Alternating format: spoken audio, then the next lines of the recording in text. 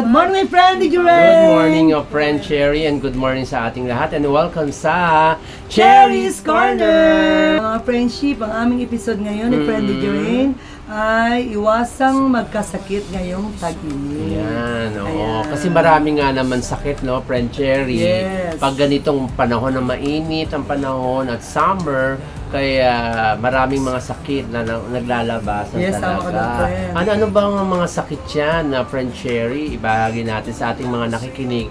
Ano nga ba yung mga sakit kapag ganitong panahon ng tag-init? Siyempre, ano dyan, friend? Yung sore eyes, friend. Sore eyes, Yes. ayan. Nung bata ka ba, ilang beses ka ba nagka-sore eye? Siguro mga nung elementary sa kanong high school, friend. Tapos hindi na naulit. 2 beses siguro. Ikaw, Ako friend? isa. Isa. Kasi, Ewan ko, maloko. bakit bigla na lang ako nagka-sore eyes? Hindi, maloko kasi minsan, friend, na may sore eyes. Alam na naman nila na may sore eyes sila. Talagang parang gusto Lumalabas. lumalabas sila at hindi lang yun. Parang gusto nila na may madadamay silang tao. Magkaroon din ng sore. Yes. Kumbaga, sure. Halimbawa, parang may maloko na naka-sunglasses sila. Oo. Tapos biglang harap sa'yo, magkikwentuhan kayo. Tapos sabi ko, bakit nandito tayo sa loob ng bahay, bakit nakasalamin ka pa? Tatanggalin yung salamin at magugulat ka na lang, pulang-pula pala yung mata Pulang-pula niya. na yung mata. Mahawaan ka na tuloy, friend. Kaya dapat, yung mga may sore eyes dyan, ngayong tag-init. Mag-stay na lang sa bahay. Yes, mag-stay sa bahay, saka mag-sunglass, friend. Oo. Para wala nang makahawa pang iba. Oo. Pag naman nahawa, pag natitigan mo yung taong may sore eyes, friend, sa palagay mo? Ewan ko, hindi ako Diba? mapalagay. Diba? Kasi parang diba? Hindi naman sa totaling sakit na nakakahawa, pero pag titigan kayo ng mata, sa mata, at mahawaan ka na. Diba, friend? Kaya, mga friendship, kung sa tingin nyo ay may sore eyes ang iyong makakausap, makasalamuhang tao, iwas na. Wag ka na, Umiwas tayo. kung makipag-usap man sila sa inyo, wag kang tumitik sa mata Oo, ayun niya. ang pagkakalam ko, wag ka tumitik sa mata. Saka doon naman sa may sore eyes, please, huwag ka na lumabas ng bahay. Para hindi ka na makahawa. Yes, makahawa. At kung meron ka kasama tulad ng magulang mo, kapatid, or mga kung ano pang yan sa loob ng bahay mo, pwede mag-sunglass ka naman. Di ba, friend? Okay. Para na mahawa ang tao. At saka magpa-check up tayo. Yes. Magpa-check up sa ophthalmology. Yes, tama ka doon, friend. Kasi, mayroon silang pinapatak na nagamot na binibigyan na Para pinapatak. Mag-heal. Mga 1 day, 2 days, wala na, friend. Kasi kung hindi mo yan gagamutin, abutin niya ng 5 days. Tsaka hanggang alagaan 7 natin, days. mata yan. Yes, mata yan. It's very sensitive. Saka hindi lang sensitive, importante ang mata natin. Kailangan natin silang alagaan dahil pag walang mata, mahirapan tayong makakita. Tsaka ang mata talaga Yes, may napaka-importante. importante. Lahat naman malagay. At sa ating buong katawan, ang malagay sa ating mata. Kasi yan, kung wala tayong mata, mahirapan tayong magtrabaho. Oo. Mahirapan tayong kumilos, di ba? Pero ang lahat naman malaga tulad ng puso, malaga, di ba, friend? Oo. Kamay, paa, malaga yan. Pero lahat ng malaga sa atin. Lahat Ilong, ng, bibig. Yes, ilong, bibig, malaga. Lahat ng ating part ng tenga. ating katawan, yes, tama ka dun, friend. Malagaan natin. Yung sasabi natin na magkaroon ng sore eyes. Ugaliin din nila, friend, na maghugas ng kamay. Maghugas ng Kasi kamay. kung marumi ang kamay mo, kahit wala kang sore eyes, Oo. mapapahawa ka sa mata, marumi ang kamay mo. Doon magsimula ang sore eyes din, friend, sa Yes. kamay Oo. na marumi, nahawakan mo ang iyong mga mata. Ayun. Hindi lang yung sore eyes, friend, ang dapat nating iwasan pag tag-init. Kailangan din natin, friend, yung mga fecal heat. Sa fecal heat natin, Oo. friend.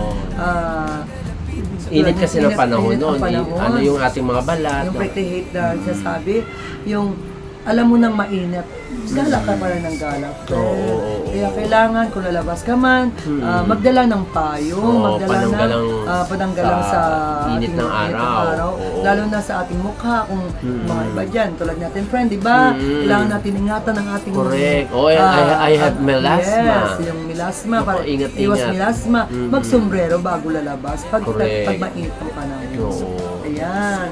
Kaya friendship, ingatan ang ating kagandahan, ang ating kalusugan, gumamit ng payong at sombrero bago lumabas ng bahay. Saka mga friendship, para na rin sa ating kaligtasan, di ba, friend? Talagang iwasan natin magkasikit ng dengue. Oo. Di ba, friend?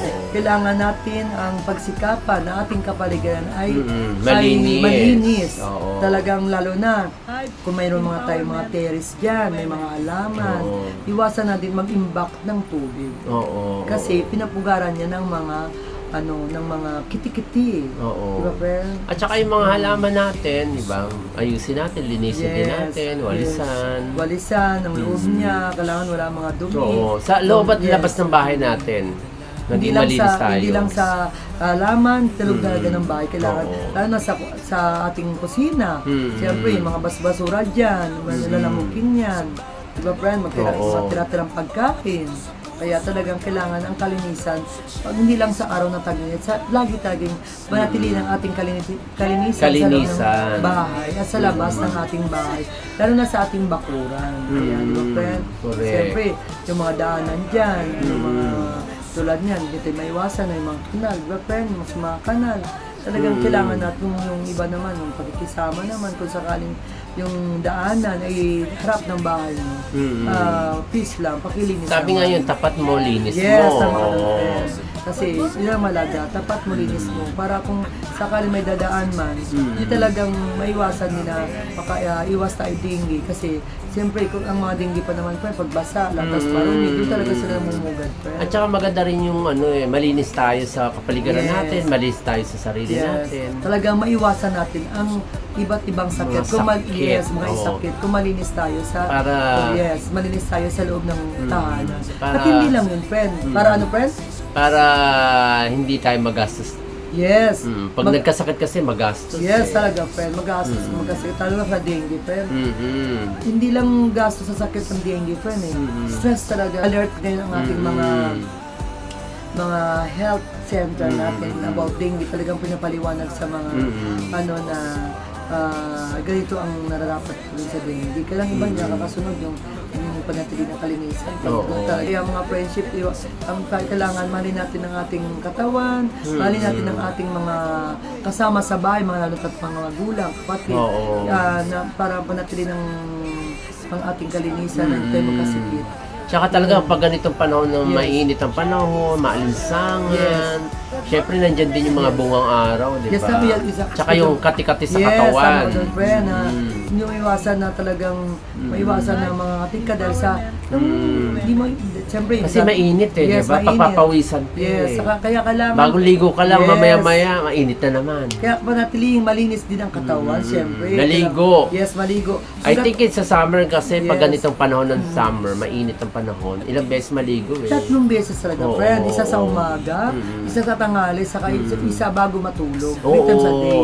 Tsaka maganda talaga maligo Yes. bago matulog Yes, tama ka doon. mainit ang panahon. Yes, para ma-presko ang friend yung tulog. Pag nakaligo ka correct. ng Iba talaga. bago matulog eh. Kasi sa ibang bansa, friend, talagang ugali nila na bago matulog. Talagang naliligo. maligo. Tsaka maganda rin naman kasi yun Yes. para at least presko, sarap matulog. Yes, tama ka doon, friend. Kaya mga friendship yung pinapayo namin sa inyo, namin ni Friendly Joey, dito sa aming Child's Corner, ang panatiling malinis ang kapaligiran. Isa na doon, mga friendship. Pangalawa, panatiling malinis ang katawan. Correct. Pangatlo, panatiling malinis ang ating mga kamay. Dahil yung mga kamay natin, Diyan kasi nag-umpisa, di ba? Kung ano yung nahahawakan natin, hindi natin alam. Lalo na sa friend, pera. Oo. Isa na ang pera, marumi, di ba, friend? Sino-sinong mahawak. Yes, sinong mahawak. Kaya kailangan, pag nakahawak ka ng pera, maghugas ka agad tayo ng kamay kung kakain tayo dahil isa na yung patulong ng kamay, kakainin mo. Siyempre, nandiyan pa na mag-ano ka. Ano mo tawag doon? Masira ang tiyan mo. Oo, diarrhea. Yan, diarrhea. May excess sa mga kumakain. Yes, kumakain ng marumi ang kamay. Tapos yung dyan ang gagaling ang magkakaroon ka ng sores dahil nahawakan mo ng marumi ang kamay ang mata mo, magkakaroon ka ng sores. Tapos hawakan mo yung makati ang mga balat mo. Instead na dito lang ang part na Makati, magulat ka na lang, may mamumula na yun. Kaya sa akin, magulat ka na lang. Ako talaga kapag ay init ang panahon, naalala ko dati pag mga summer, talagang nagkakaroon ako ng minsan bungang araw. Yes, isa pa minsan yung lang mga yung alternate araw, din. yes. Oo. Yan, si Big Boy Laiko, pero siyempre, tabat ching-ching si Big Boy Laiko. Oo. Siyempre, hindi talaga maiwasan na hindi siya magkaroon ng buong araw pagka, pagka tag-init ng panahon. Pero yung batang yan talaga, pag alam niyang tag-init, talagang 3 times a day talaga naliligo. Tsaka lagi naman siya naliligo. Yes, naliligo. Kailan siyempre sa tabat ching-ching niya, talagang maano yung balat niya. Talagang iwasan pag mainit, mapawisan, mga ngati talaga. Oo. Pag mainit kasi talagang panahon. Yes. Nandun talaga yung bungang araw. Yes, bungang araw. At saka iba't ibang mga sakit. Yes, iba't ibang sakit talaga, friend. At saka bungang araw, ang ano pala, speaking of mainit na panahon, singaw din. Yes, singaw, isa pa yun, friend. Magkakaroon ka ng singaw. Yes, lalo Di ba na pag hindi ka maligo, sinasabi, ayan, dahil hindi ka naliligo, kaya nagkaroon ka ng singaw. Yes. Minsan, singaw, naranasan ko, nagkaroon ng singaw dito, friend eh. Ikaw, nakarasan mo yun ba, Oo, friend? madalas. Oo, dati. Kasi siyempre, hindi mo iwasan, nagka-crack yung kanyang mga lips, di ba, friend, sa init. Kaya kailangan talaga, mayroon tayong lip balm. Oo, lip balm. Yes. Tapos, lip gloss, pwede rin. Tapos, ano ba yun, friend? Lip, ano? Lip gloss. Yan, nilalagay natin sa ating labi. Lip gloss. Yes, para siya lagi siyang wet. Dahil sa Parang laging always basa. Tama ka doon, friend. Basa. Yes, basa. Kailang wet siya. Huwag naman basa. Para hindi naman masyadong di ba, friend? Ano ba yung basa na yun? Parang kasi parang hindi maganda pag yan basa eh. Mas mabuti pa yung wet. Parang may pagka-decent, di ba, friend? Ay, speaking of tag-init pala, naalala ko rin, iwas tayo kumain, yung halimbawa, di ba, yung mga pag nasa kalsada tayo, makakakita tayo na may pagkain na nainitan. Yes, tama ka doon, friend. Siguro iwas tayo kumain o uminom. Yes, tama. Kasi instead na mabusog tayo o maano tayo, sasakit ang ating tiyan. Oo, sasakit ang ating tiyan. Kasi naarawan. Yes, naarawan. Oo. Lalo na pagdating sa mga prutas, di ba, friend? Pag naarawan, mahirap yun eh. Oo. Yan talaga ang pag nakakain ka ng naarawan yung prutas, tapos yung mga pagkain, naarawan. Oo, nagulat ka na naman. Parang, bakit sa mga tiyan ko? Ano yung una ko, ano huli ko nakain? Ganun kaagad, di ba? Yes, di ba? Inisip mo kagad may nakain ka ba? Oo, Yung iba, nakain ka hindi. ba? Ang katulad na may nausog sila, hindi ganun. Kasi parang... Hindi naman porket na sumakit ang tiyan mo na usog ka na. Lalo na sa mga bus, pagbaba mo pala ng bus, pag-akyat mo, nakakain ka. Oo. Biglang nagulat ka sa bus, masakit ang tiyan mo. Kasi inisip mo, pinakain ba ako bago makyat? Parang ganun friend eh, di ba? May tanong tayo sa sarili natin na ganun. Ako pag talaga, ano yung nakain ko? Yes, ganun yun ako friend. Pag sumakit ang tiyan. Yes, sama ka doon. Tapos yung... Kasi minsan baka sa preparasyon ng pagkain o nainitan ba yan? O... Yes, yung mga nagluto na hindi nagugas ang kamay, tapos yung nahawakan na dapat kutsarahin instead na hindi pa sa kinamay, instead na hindi pa sana siya mapapanis sa bigla dahil nga lalo na may mga gata na pagkain, madali talaga mapanis. At saka kapag panahon ng tag-init, madaling mapanis sa mga pagkain. May gata, di ba? Pero lalo may gata. Ayan, kanin. Yes, kanin, mga madaling kakanin. masira Yes, yan. mga sa kakanin. kakanin. Kung may technique ako pinalalaman pag nagluto, pag tag-init pag nagluto ka ng kanin, kahit konti, papatakan mo ng kunting suka. Kunting suka din. Para ma-absorb. Para ma-absorb yung kanin at hindi siya mapapanis ka agad. Yun, mga friendship, nakita nyo yan ha. Nabigyan kayo ng idea namin ni Friend again about sa pag tag-init, kailangan lagi ng kunting suka lang naman yung kanin. Hindi naman siya maglalasang vinegar. Oo, pag konti lang naman, hindi naman yun. Kasi sa spaghetti, friend, ginagawa ko yan eh. Naglalagay ako ng konting suka sa sauce ng spaghetti para hindi siya mapapanis. Oo. Diba, friend? Kasi kamatis yung sauce, diba? Correct. Lalo na yung mga pagkain na gata na may kamatis, talagang madaling mapanis pag tag-init.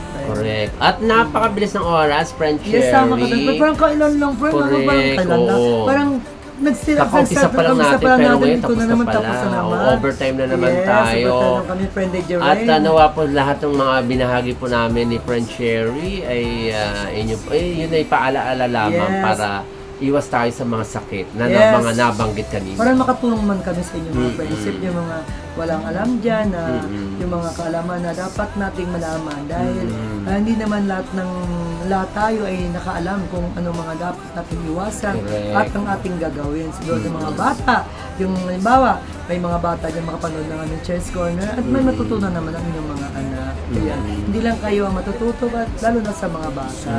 Ayan. At salamat nga pala bago tayo magtapos ni Friendly Game. Salamat pala mga Princess sa inyong pagtutok sa aming last episode. Yes, thank you. Thank you very much sa pag like, heart, and at mga nagko-comment yan about dun sa mga binahagi namin sa inyo. Siyempre, Yes. i-share nyo rin naman po ang aming po mga Yes. episode para Please, mas mga maraming friendship. dumaming makapanood. Yes, para naman, ganahan naman kami ni Friendly Game. Yes. At kung meron pong mga anong tawag dito, mga question o Yes, komento, yes. please comment down below lamang Yes, po. please comment down below mga friends. Yes. Dahil ito'y masipag magsumagot si Friendly Duran sa iyo.